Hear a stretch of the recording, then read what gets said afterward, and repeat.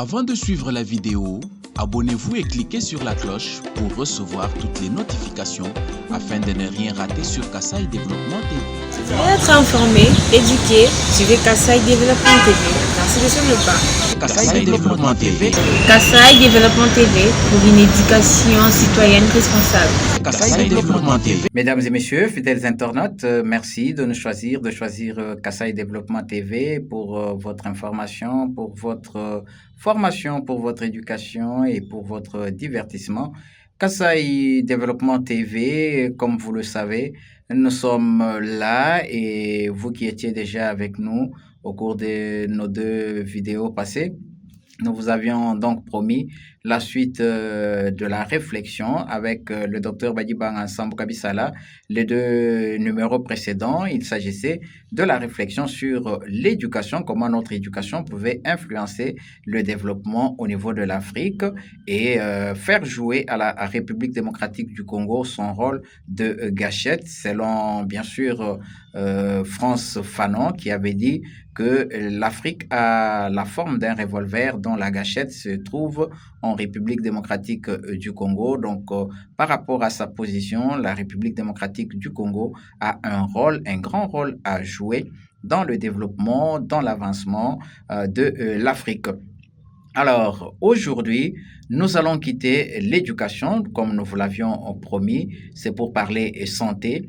Comment la santé également, au niveau de la République démocratique du Congo, peut-elle arriver à booster ce développement, à influencer l'organisation notamment de la santé et le développement de l'Afrique en général, en dehors de la République démocratique du Congo. Bien sûr que cela doit partir de la République démocratique du Congo parce que le docteur Badibanga Sambou Kabisala nous fait savoir que l'organisation qui a été adoptée au niveau de certains pays d'Afrique a été influencée déjà depuis la fin des années 70 et début des années 80 par la République démocratique du Congo. Il a pris même l'exemple de ce qui s'était fait à Kasongo dans le Maniema et l'OMS a dû adopter cette organisation avec notamment des zones de santé, des aires de santé et autres.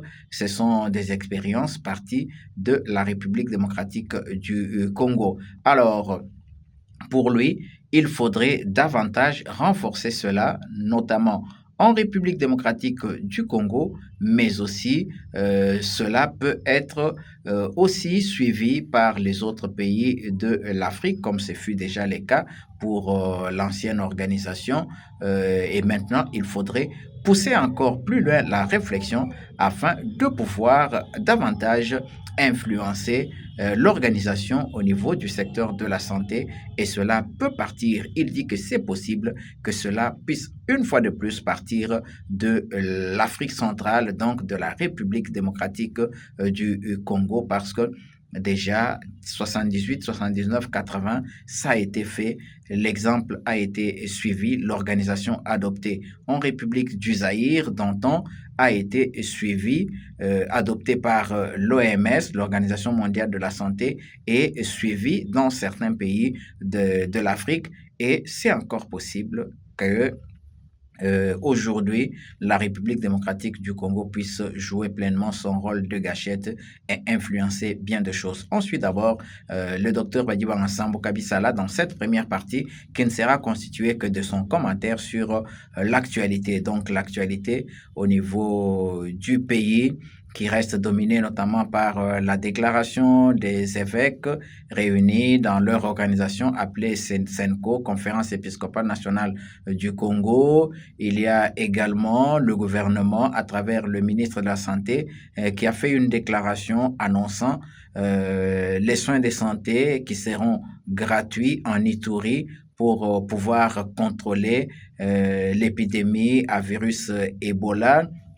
Il y a également au niveau toujours de la République démocratique du Congo d'autres actualités que nous avons pu commenter avec le docteur Badibanga Sambou Kabisala. Nous prenons d'abord actualité une par une, sans commentaire, et nous allons revenir à vous pour la conclusion, avant bien sûr de prendre au prochain numéro la suite de sa réflexion, parce que nous allons clôturer au niveau de de l'actualité avec déjà le début de notre thème, même si c'est dans les commentaires, mais il fera déjà allusion à l'annonce de cette réflexion sur la santé, sur l'influence que peut avoir la santé, l'organisation de ce secteur de santé en RDC à travers l'Afrique. Donc, l'influence que cette organisation peut avoir à travers l'Afrique. Alors, on écoute d'abord cet entretien avec le docteur Badibanga Sambou Kabisala et on se retrouve juste après. Docteur, la fois dernière, nous avons parlé de cette vision que vous avez par rapport à l'éducation comme gâchette du développement de l'Afrique, pouvant partir de la République démocratique du Congo et sa position stratégique. Et aujourd'hui, nous allons parler du système de santé au niveau national dans le cadre toujours de votre vision. Mais avant d'entrer dans le vif du sujet, il y a une série d'actualités. Et la toute première, du 22 au 25 juin 2026, les finalistes, parce que vous veniez de parler du système éducatif, les finalistes du secondaire ont fait face à l'examen d'État. Est-ce que nous pouvons avoir votre commentaire par rapport à cette organisation dans notre système éducatif? Merci bien. Nous avons eu justement les examens d'État, une série d'examens. Il y a eu l'ENAFEP pour 6e primaire, TENA-SOSPE pour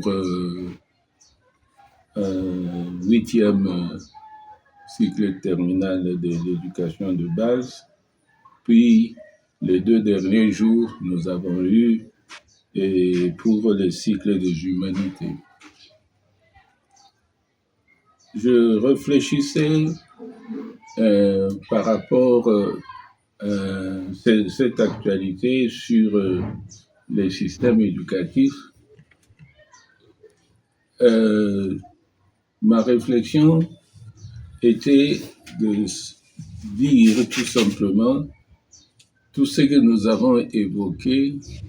Est-ce que nous pensons que cette façon de faire pourrait faire de ce Congo ce levier de l'Afrique? Est-ce que cette façon de faire pourrait être? Mais j'ai été agréablement surpris et j'ai beaucoup aimé ce qui s'est passé dans l'est du pays avec les élèves vivant dans les pays frontaliers, même s'ils sont en conflit avec nous, sont venus passer leurs examens d'État, notamment à Bukavu et à Goma. Cela veut dire qu'il y a de toute façon une brèche que nos relations avec les pays voisins, même si nous sommes en conflit, d'un certain, disons, une compréhension pour dire non, nous ne pouvons pas empêcher les élèves, malgré la situation de conflit, rentrer chez eux et passer leurs examens d'État. Donc, on pourrait réfléchir sur cet état d'esprit et cultiver et pour dire, regardez un peu ce qui s'est passé. C'est-à-dire, tout n'est pas fermé et je pense que nos politiques devraient réfléchir sur cette façon. Ça, c'est une observation, une constatation. J'ai beaucoup admiré ça, je dis. Donc, il y a certains services qui peuvent faciliter la collaboration ou l'entente avec les pays voisins, même si nous sommes en conflit, tout n'est pas perdu. Aussi, je regardais dans le nombre de participants, d'élèves participants, il y a une déperdition. On a parlé dans le nord-est, même jusqu'à là, à 30%. Mais pourquoi maintenir cet état, ces épreuves-là, quand nous avons 20 à 30% d'élèves qui n'arrivent pas à préparer leurs examens d'État et à se représenter. Il y a un grand déplacement des familles et ce déplacement des familles, c'est-à-dire ces élèves n'étudient pas. Et j'insiste, il nous faut à tout prix repenser durant cette période, repenser notre système éducatif pour l'adapter à notre contexte, à notre environnement qui est celui des pays en conflit. Un troisième aspect, c'est que les examens d'État, avec la numérisation, mais nous constatons qu'il y a toujours ce retard d'approvisionner les écoles du pays avec les bulletins. C'est vrai qu'on maintient que les parents doivent contribuer à payer les bulletins, à payer les frais de Minerval dits de l'État, à payer les frais de fonctionnement de certains bureaux gestionnaires du ministère de l'Éducation nationale. C'est un paiement double qu'il nous faut repenser parce que les parents payent leurs impôts. Ils payent leurs impôts et c'est avec ces impôts-là qu'on devrait améliorer les services à la population, aux familles. Il faut supprimer ces frais-là. Et supprimer ces frais, comme on a fait pour l'ENAFEP, mais supprimer tous ces frais. Ce sont des paiements, on n'a pas l'idée combien ça pèse sur le budget familial. Nous sommes pour la suppression pure et simple de ces frais-là, comme nous dit les frais de participation ou de contribution au fonctionnement des services du ministère de l'Éducation nationale. Mais par exemple, docteur, pour ne parler que de l'examen d'État, il y a 47 000 ou quelque chose, ou 57 000 pour les fiches, 40 000 pour participer à la dissertation, 42 000 pour participer à la série normale. Donc, pour le même examen, les trois séries et les différents services, on taxe autant. C'est pour cela que je suis en train de dire une des réformes essentielles, indispensables, c'est supprimer tous ces frais parce que c'est un double emploi. Nous payons les impôts, mais ce sont ces impôts qui doivent prévoir, qui doivent être utilisés pour donner les services à la population. Voilà un peu ce que, si nous continuons toujours dans ce système, et c'est injuste, de mon point de vue, de maintenir ce système. Il faut supprimer, coûte que coûte, ces frais multiples qu'on demande aux familles. Voilà un peu ce que je voulais dire sur l'éducation. Ce sont des faits qui prouvent toujours que notre éducation n'a pas encore atteint un niveau acceptable pour permettre l'accès, puisqu'on parle de l'accès, permettre l'accès et la qualité des enseignements, apprentissages à à nos enfants. Voilà, ça c'est pour... on a déjà parlé de l'éducation, on y reviendra peut-être dans la synthèse avec les faits nouveaux qui peuvent apparaître. Donc, c'est ce que j'ai voulu dire pour le point d'actualité. Et par rapport toujours à cette actualité, docteur, au Kasaï, on annonce la présence de certains minéraux. Là, nous sommes dans les ressources naturelles et les mines. Il y a Kabeya Kamwanga avec le brut de cuivre appelé malachite. On annonce aussi à Bakwamulumba, dans le groupement de Benantita, la présence des pareils minéraux. Pour le Kasaï oriental, on a même annoncé l'exploitation industrielle dans les jours à venir, mais déjà il y a l'exploitation artisanale. Comment vous voyez cette exploitation artisanale qui s'est fait déjà? C'est un signal d'alerte. C'est un signal d'alerte. Je voulais même savoir comment cette exploitation et ces minéraux sont destinés où et qui contrôle ces minéraux. J'ai entendu toujours sur les médias le reportage que un de vos collègues nous fait ces jours-ci, que ces minéraux sont envoyés au Katanga pour vendre.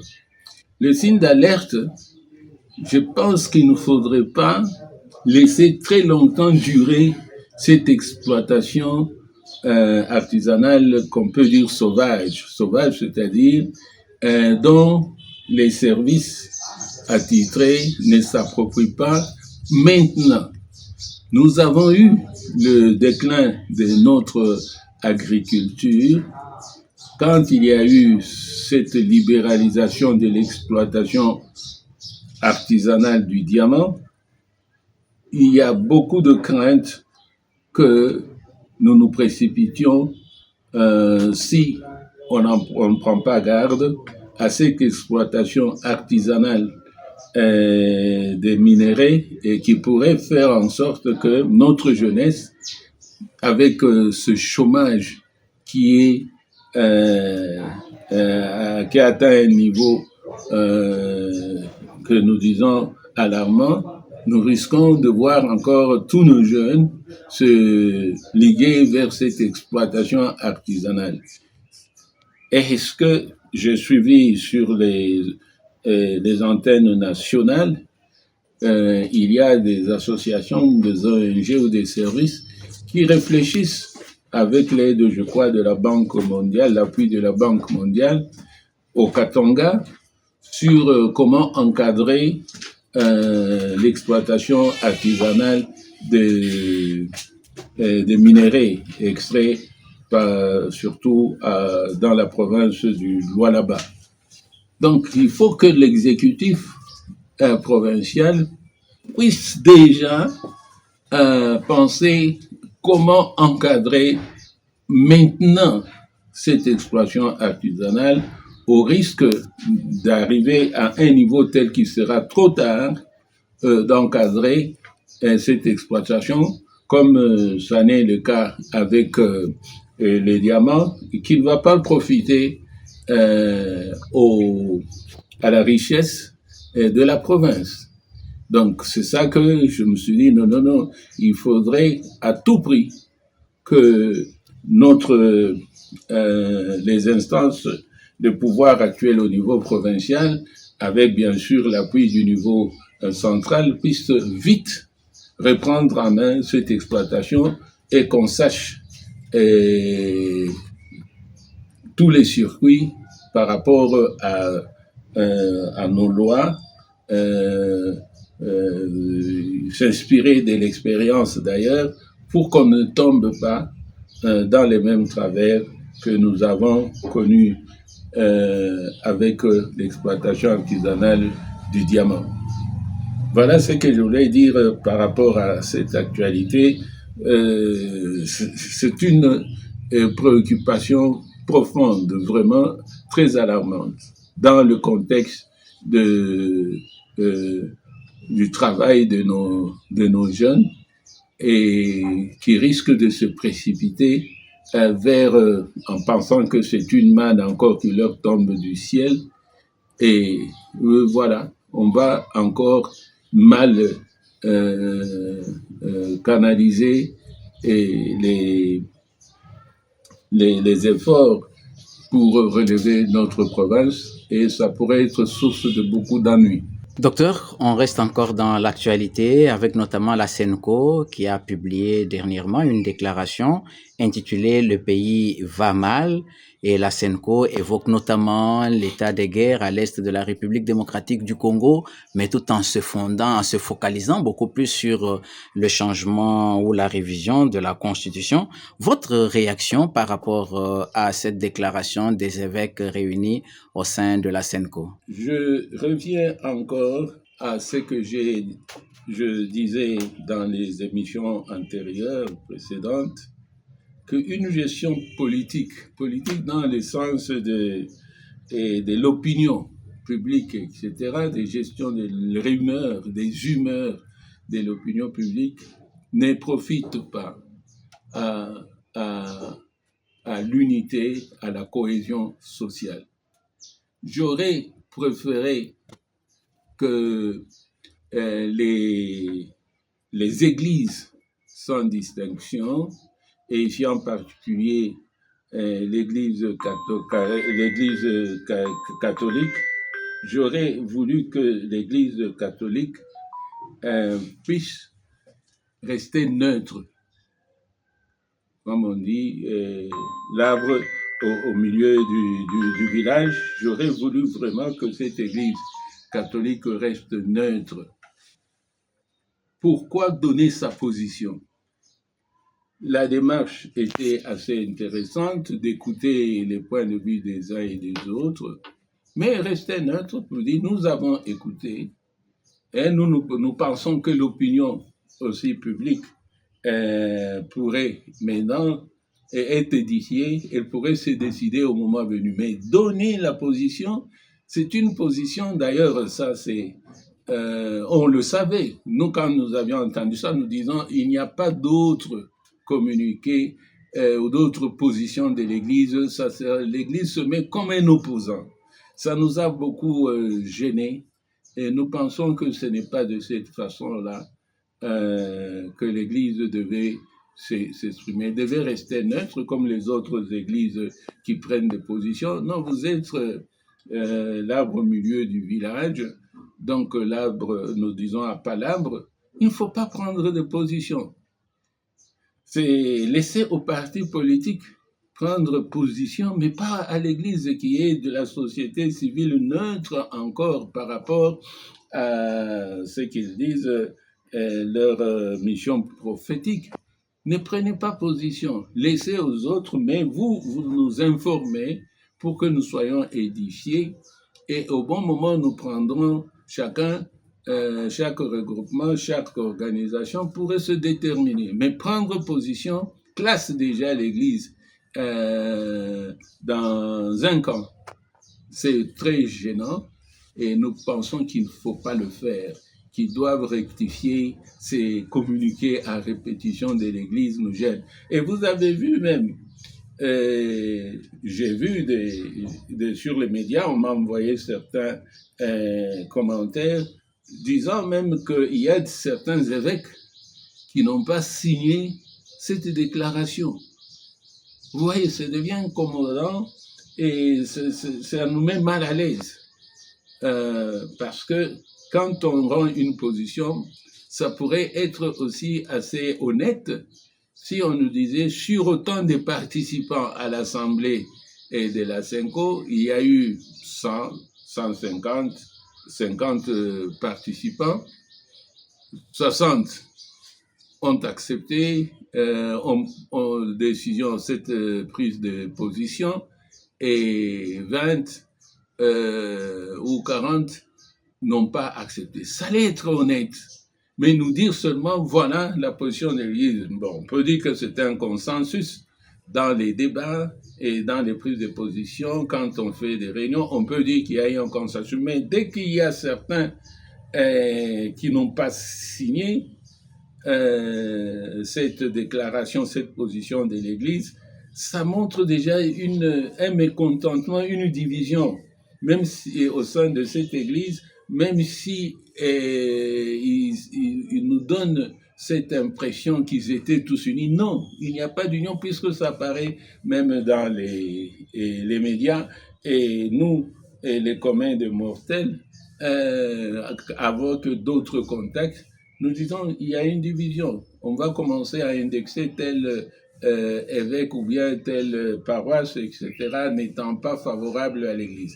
Nous pensons que pour être honnête, pour être franc, être l'arbre au milieu du village, les églises ne doivent pas prendre position, doivent éclairer l'opinion de leurs fidèles et que de les laisser à chacune prendre sa décision au moment venu, puisqu'on nous annonce qu'il pourrait y avoir un référendum par rapport à notre Constitution. On termine par le dernier point de l'actualité qui concerne la santé avant de nous plonger dans le vif de notre sujet également qui est la santé selon votre vision. Le gouvernement a manifesté la volonté de rendre les soins de santé gratuits en Ituri. Le ministre de la Santé publique a fait cette déclaration et il a motivé cette déclaration par le fait que le souci est de faciliter l'accès aux soins et mieux contrôler l'épidémie d'Ebola. Votre appréciation de cette mesure? J'ai suivi très attentivement cette déclaration du ministre de la Santé publique à Ituri. Je suis revenu aux fondamentaux de l'organisation, gestion, animation des services de santé, surtout services de santé ou socio-sanitaires de base. Et aussi avec cet avènement de la santé universelle et cet avènement des soins de santé d'abord primaire, puis élargi à la santé universelle. Lorsque, en 1978, il y a eu cette déclaration à Alma-Ata des soins de santé primaires et notre pays avait déjà commencé l'expérience, je l'avais dit dans notre émission antérieure, des soins de santé primaires et a participé activement à cette conférence de Alma-Ata en URSS, jadis URSS, et de là où on a proclamé les soins de santé primaires comme une politique, une stratégie de mise à la disposition de promotion des soins de santé, de la santé tout court au niveau des populations. Et quand j'ai suivi ça, j'ai dit, mais il ne faudrait pas répondre, c'est vrai qu'il y a l'urgence, il faut prendre certaines décisions, mais il faut éviter des décisions à l'emporte-pièce. À l'emporte-pièce, c'est-à-dire parce qu'il arrive, comme on a eu, par exemple, l'épidémie de sida, le VIH-Sida a fait beaucoup de ravages, comme nous avons l'épidémie tout le temps de choléra, de paludisme, de dysenterie bacillaire, de méningite. C'est que nous pensons, nous, il faudrait insérer cette offre de services de soins dans la politique globale de santé pour nous, avec ces caractéristiques d'accessibilité, qualité, accessibilité des soins aux populations. Parce que cette approche, nous avons deux approches dans l'organisation, gestion, animation des soins de santé au niveau des populations dans notre pays, de façon globale. C'est l'approche que nous disons qu'on utilise lorsqu'il y a des grandes épidémies, pandémies. On a l'approche qu'on dit sélective. sélective, on vise des problèmes spécifiques et on met beaucoup de moyens à ces problèmes pour résoudre ces problèmes. Et il y a l'approche que nous avons adoptée depuis l'avènement des soins de santé primaire et la santé universelle, l'approche que nous disons systémique, globale, horizontale, qui prend en charge un certain paquet minimum de soins, à la fois au niveau des centres de santé et au niveau de l'hôpital général de référence. C'est d'ailleurs pour cela que nous avons, dans le pays, il y a eu cette création de zones de santé. C'était pour que nous voyions quels sont les soins qui reviennent au niveau primaire, de premier contact au niveau avec l'interface dynamique avec la population, et prenaient en charge un paquet minimum de soins. Et au niveau de référence, l'hôpital général de référence, le paquet complémentaire. Et ce qu'on ne pouvait pas résoudre à ce niveau-là, on remontait au niveau tertiaire. Donc, nous disions, l'apparition et la prise en charge de certains problèmes de santé comme Ebola, et comme certaines épidémies, comme le paludisme, comme le choléra, est un test pour la capacité de système de santé local et national de prendre en charge ce problème de santé. Donc, parce que comme c'est Ebola, comme c'est VIH-Sida, comme c'est paludisme, risque de désintégrer tous les systèmes de santé. Donc, nous le prenons toujours comme capacité. Donc, le ministre ici, nous pensons que les experts qui sont autour de lui pourraient vite lui dire, attention, notre politique de soins de santé, c'est une approche horizontale. Mais cette approche horizontale, globale, systémique, nous permet à certains moments d'attaquer certains problèmes spécifiques comme Ebola, etc., sans oublier les autres. Si nous n'arrivons pas à assumer cette responsabilité, ça c'est une preuve que notre système de santé est inefficace. Inefficace dans le sens il n'arrive pas à assurer la responsabilité des soins de santé au niveau de la population. C'est pour cela que j'étais un peu, je me posais beaucoup de questions. J'ai dit, mais pourquoi le ministre dit ça? Ça, c'est réorienter les ressources que nous mettons à la disposition des populations pour le système de santé local. Et c'est renforcer plutôt les systèmes de santé local.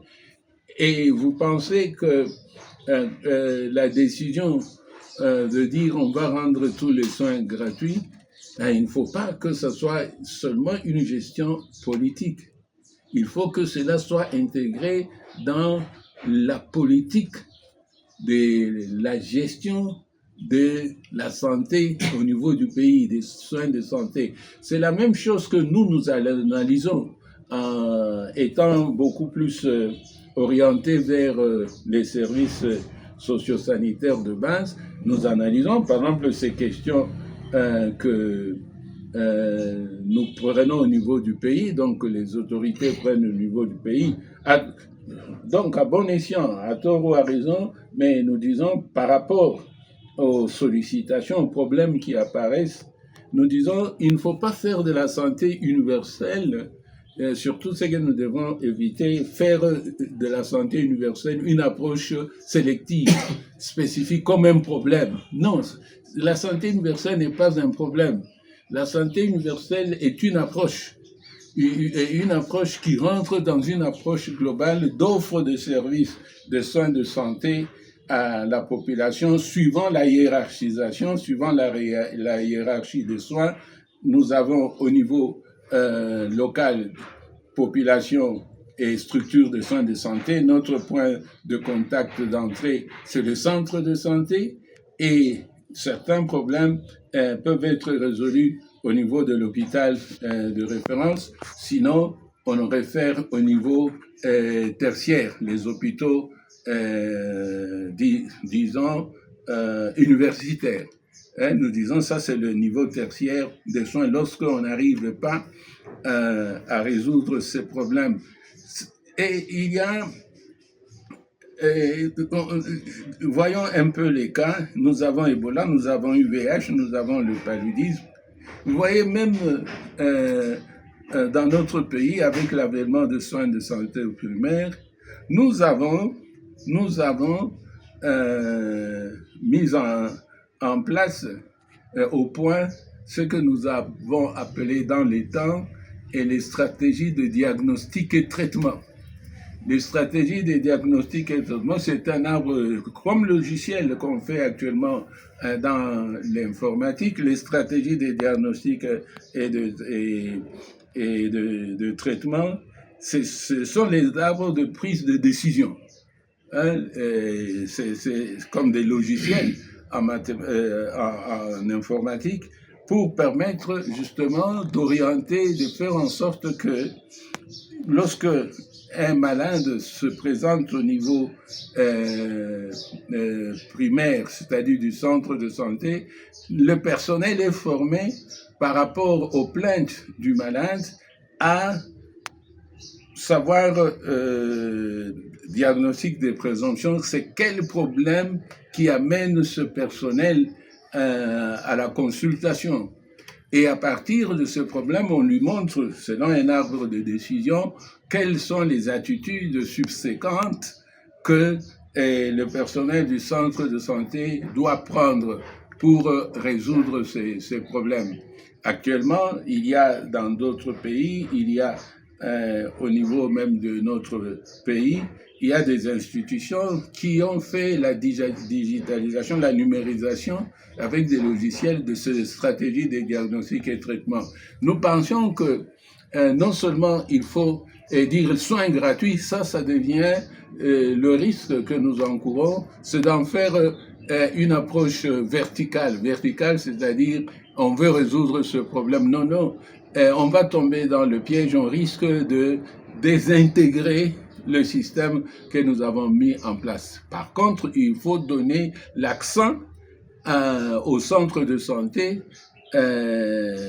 pour prendre globalement, et ce centre de santé, les problèmes incluent le problème d'Ebola et le problème d'autres maladies. Il faut faire très attention, ce n'est pas éviter la prise des décisions, plutôt gestion politique, parce qu'on veut satisfaire une opinion. Non, techniquement, en science, ce n'est pas question de satisfaire une opinion. Il faut prendre des décisions rationnelles. Le pourquoi il y a ceci, essayer de résoudre. Il y a plusieurs écoles. Nous, avec les soins de santé primaire, notre approche est systémique, globale, holistique, comme on dit. Et il y a d'autres, comme de grands organismes internationaux dans lesquels moi-même j'ai travaillé, c'était toujours comment faire, etc. Et ont des approches sélectives parce qu'ils ont l'argent et parce ça mobilise, c'est qu'on dit à impact visible. Mais à impact visible, c'est l'approche sélective spécifique pour résoudre un problème tout en négligeant les autres problèmes. C'est ça un peu qui introduit maintenant mon sujet dans comment faire de la santé une gâchette, une solution pour notre pays, et qui pourrait aussi permettre, comme nous l'avions fait dans les années 70, 80, solution comme pays solution. Donc, éviter de dire maternité, on prend les soins, ça coûte très cher et on ne va pas couvrir tous les pays en disant on va faire maternité gratuite. Non, non. Il faut prendre, nous le faisions déjà avec notre système de santé, avec la hiérarchisation des soins, et nous faisions déjà ces soins de santé maternelle. On disait qu'au niveau des centres de santé, voilà le paquet qu'il faut mener. Lorsque cela ne marche pas, on doit référer ce malade ou cette patiente à l'hôpital général de référence, et ça doit être gratuit parce que la prise en charge, c'est tous les systèmes global qui prenaient en charge et certains problèmes, comme l'enfant aussi, le paquet minimum à offrir à un enfant, on disait même paquet intégré. Nous avons donné même des caractéristiques à l'organisation de soins de santé au niveau du centre de santé. Nous, on disait que la qualité des soins comme caractéristique du centre de santé, c'était des soins de santé globaux. Donc, on ne voit pas que le problème pour lequel on vient consulter au service, mais on voit l'ensemble, la personne tout entière. Et ça, c'est dans la globalité. Et puis, nous disons, deuxième caractéristique, c'était les soins de santé intégrés, c'est-à-dire la même équipe, au point de vue temps et espace, s'occupe et de tous les problèmes de santé que la population, les malades viennent lui poser. Et puis, nous disions aussi, c'était la continuité des soins. Peu importe la porte d'entrée du malade dans le système, eh ben, le système était capable de référer ce malade à la structure qui est habilitée à résoudre son problème. Nous avions ajouté un autre critère de la qualité, nous disions le point rationnel, le soin de santé rationnel, c'est-à-dire le pourquoi le malade. Donc si, avec les experts, je pense qu'ils vont se rattraper, il faut reprendre cette offre pour la maternité gratuite et pour maintenant les soins gratuits, parce que ça coûte cher, on n'arrivera pas à couvrir tous ces soins. Donc l'accessibilité est financière, même si on pense que la famille ne va pas, on va, disons, diminuer les charges au niveau de la famille, mais il y a quelqu'un qui paye pour ça. Et quand il y a quelqu'un qui paye, on peut dire l'État, on peut dire ce que nous appelons actuellement les partenaires techniques et financiers. Donc, il faut faire attention. Nous risquons de courir, mais sans atteindre les buts. Mieux vaut avoir une attitude rationnelle. Le pourquoi il y a Ebola, il y a le VIH-Sida, il y a le paludisme, il y a le choléra, et essayer maintenant de renforcer les structures de santé. Je réfléchissais, moi aussi, je travaillais en faisant moi-même l'arbre de décision. Je me disais, mais si nous renforçons les capacités et de la communauté, de la population, maintenant on a ce qu'on appelle relais communautaires qui travaillent vraiment au risque de leur vie, partout où il y a les épidémies, et au centre de santé, qui est le point d'entrée. Si on renforçait leurs capacités à, comme on le fait, on le dit, à pas poser les diagnostics comme tels, présomption que ça c'est l'Ebola, ça c'est le paludisme, et qu'on renforçait toute la structure de soins avec les intrants nécessaires et pour assurer la prise en charge de ces problèmes de santé, on arriverait vite à, tant que faire se peut, à résoudre le problème que cette population nous pose. Donc voilà un peu ce que je voulais dire. Donc à partir, quand j'ai suivi ça depuis longtemps avec une maternité gratuite, et avec il y a certaines pathologies que nous assurons, par exemple la tuberculose, où les tests maintenant ont été donnés aux centres de santé et non payants, renforçant la capacité des centres de santé, le paludisme aussi, le choléra, ça c'est l'éducation pour la santé, la promotion de la santé.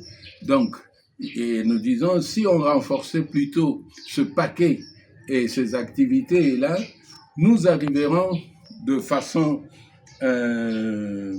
plus équilibrée à assurer la prise en charge.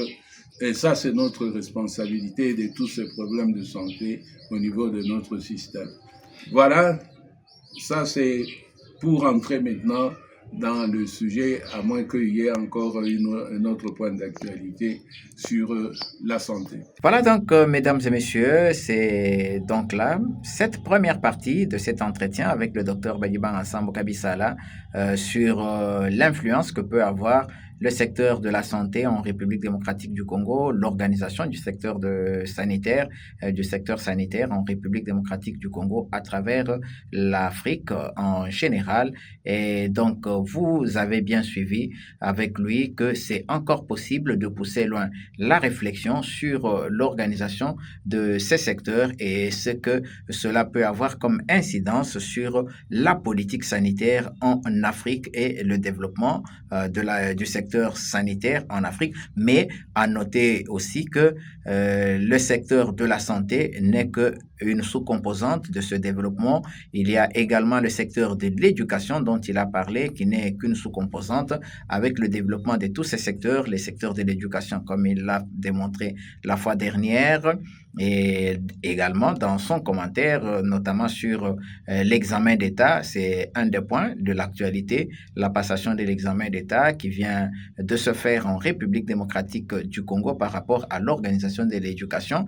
Et vous avez suivi sa réflexion sur l'organisation de l'examen d'État, l'organisation de l'ENAFEP ou TENAFEP et l'organisation notamment de TENASOSPE. TENASOSPE, bon, on ne sait pas si exactement cet examen a une influence par rapport au choix des options tel que cela est fait ces derniers temps. Bon, mais on a suivi quand même le docteur Badibanga Ansambou Kabisala qui a fait son commentaire là-dessus par rapport au contexte général de sa vision sur la santé telle qu'il l'avait développée la fois dernière.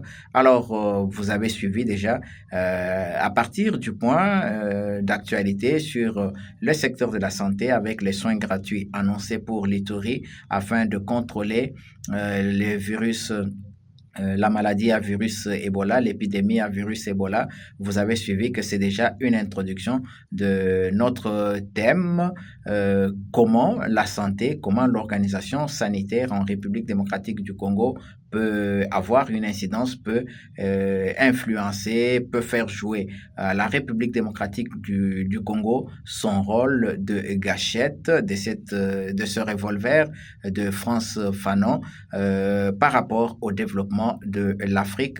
Alors, nous allons donc nous limiter par là tout en vous promettant très très bientôt la deuxième partie avec notamment notre thème tel que nous venons de l'annoncer. Ce sera sur la santé et son influence et l'influence que la République démocratique du Congo peut avoir à travers l'organisation de son secteur sanitaire par rapport au développement de l'Afrique. Merci de nous avoir suivis et des très bonnes choses chez vous et rendez-vous dans les heures qui suivent pour la deuxième partie de cette émission et donc l'essentiel de cette réflexion de Dr Badibanga Ansambou Kabisala sur la santé. Kasaï Développement TV. Vous voulez être informé, éduqué, suivez Kasaï Développement TV. Merci de suivre le pas.